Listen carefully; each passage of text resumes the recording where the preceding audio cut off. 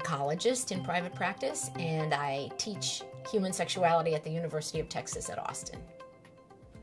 I think, one of the big challenges is that part of being an adult is doing things you don't want to do. And it was a big shock to me leaving school and getting into the workplace, even though I have a pretty cushy workplace. I work for myself and I work at a college, so that's pretty cushy.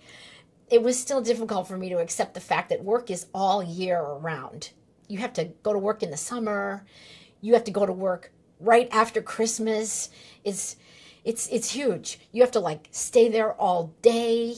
When you get out of work, it's either suffocatingly hot or sometimes it's even dark. Yeah, work takes up a lot of time. There are those careers, let's not be naive about it, that you are going to be sacrificing your external life for a period of time. That's totally up to you. If you want to be a neurosurgeon, you better not think you can leave work at the door at 5 p.m. Not going to happen.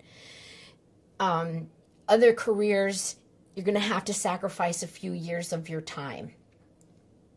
On the other hand, you need to look around at the people who are in the careers that you are aiming for and look very hard at your own value systems. There are people who don't know their children's middle names. There are people who did not see their children take their first steps, never went to a school event, never could make it to the sporting event, almost missed graduation. Is that the person you want to be? You have to, I think, look hard at these things and think about them. Maybe you grew up in a culture where your parents worked a whole lot and you swore to yourself that was not going to be your family culture when you were an adult. And then oddly enough, you find yourself in those same patterns. How strange. How did that happen? David Byrne just went through my head. How did I get here? You have to think, what are your professional goals?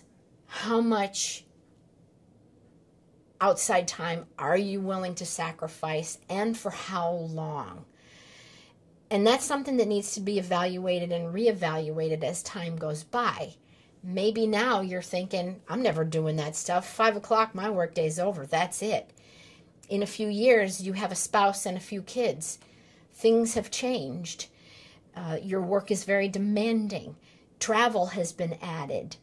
And yet, you have a stay-at-home spouse who's doing the day-to-day trench life with the kids. And you're the one who's not only bringing home the money, you're the one who brings home the piece of paper that says you have insurance coverage for this broken arm. You can't just walk away from that. So I think evaluating your place in the workplace, the career track, the balance between life and career, these are things that need to be looked at and talked about with the people nearest and dearest to you on a regular basis. We see a lot of people who sacrifice everything, and then at the age of 40, they're done, toast, wiped out, fried, mental hospital. Well, that was back in the day when you could go to a mental hospital. You can't anymore. But I think these things need to be talked about periodically between partners in a life relationship, you and the family in general. Before you know it, your family has adopted a lifestyle that means you are an indentured servant to the mortgage and the cars and the pool and all of those things. So these are things that need inventory and communication at least every 5 years as your career is moving along.